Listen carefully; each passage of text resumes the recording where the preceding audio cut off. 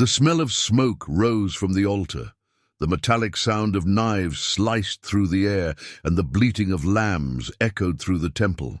For centuries, this was how the people of Israel sought forgiveness and closeness to God. Each animal represented a price to be paid, a reminder that human guilt demands atonement. Can you feel the weight of that ritual? The blood, the fire, the hope that somehow this act would bring peace to a troubled conscience. But then, in the midst of this story of blood and altars, Jesus appears. He looks at that system, not with contempt, but with a truth that cuts deeper than any blade. You hear him say, "I desire mercy, not sacrifice."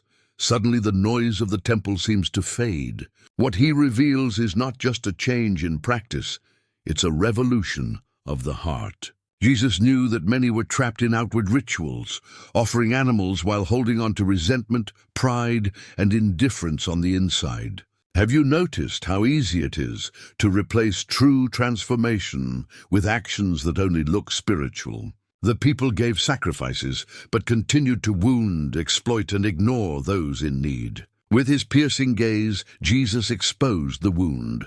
God doesn't just want what you can give. He wants you.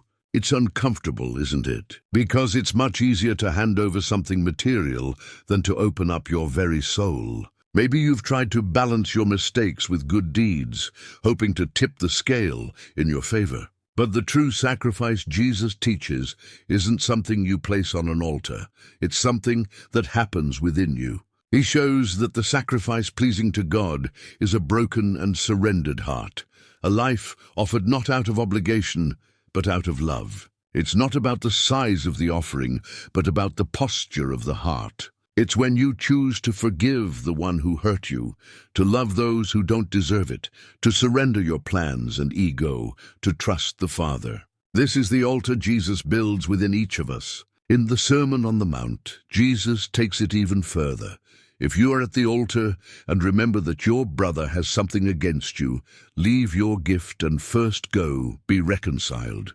Do you see? Before any religious act, God desires reconciliation, justice, and peace among people.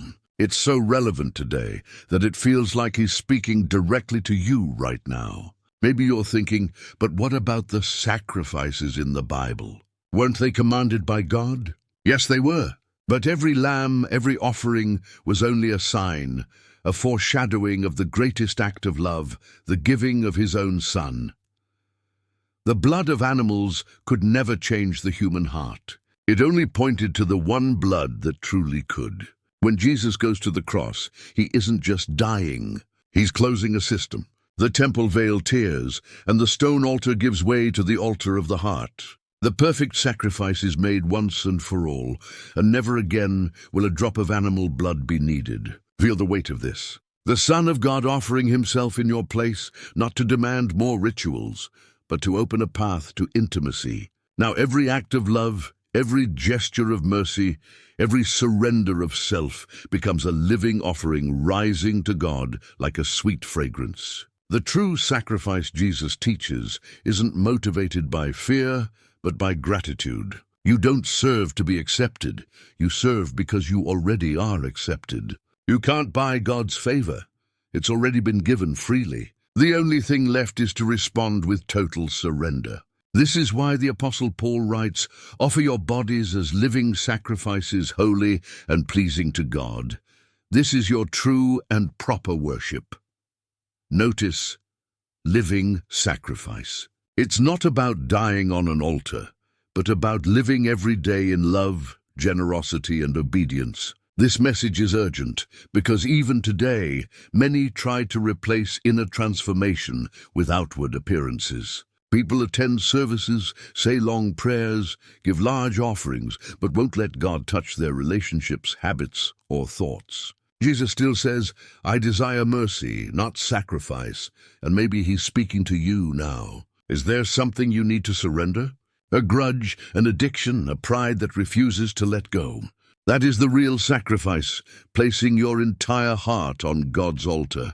Notice how this changes everything. The altar is no longer in the temple.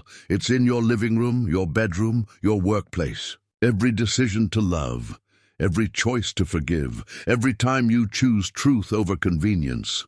All of it is worship. But don't think it's easy. Jesus never said it would be. Denying yourself is a daily act, often unseen. Sometimes the sacrifice is staying silent when you want to retaliate, serving when no one notices, staying faithful when the world screams for you to give up. Yet it's in this place of surrender that you discover true freedom. Because when you lose your life in love, you find life in abundance. This is the paradox of the gospel. The more you give yourself away, the more full of God you become. And here, the cross becomes more than a symbol. It's the daily call to die to ego and live for love. Sacrifice isn't a Sunday event. It's a choice you make every day. So when you hear sacrifice in the Bible, remember, it's not about animal blood or heavy penance. It's about a willing heart. It's about saying, Lord, my life is yours. Jesus didn't come to abolish sacrifice, but to reveal its true meaning.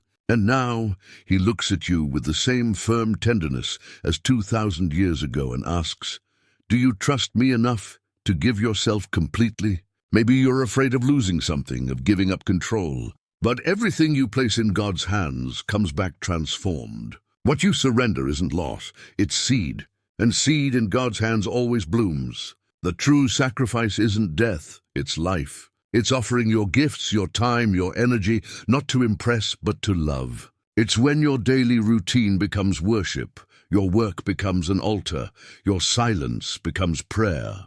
Today, Jesus is calling you to this way of life. He doesn't just want what you do. He wants who you are. No spotlight needed, no grand gestures, just a sincere heart. Now it's your turn. What part of your life needs to go on the altar?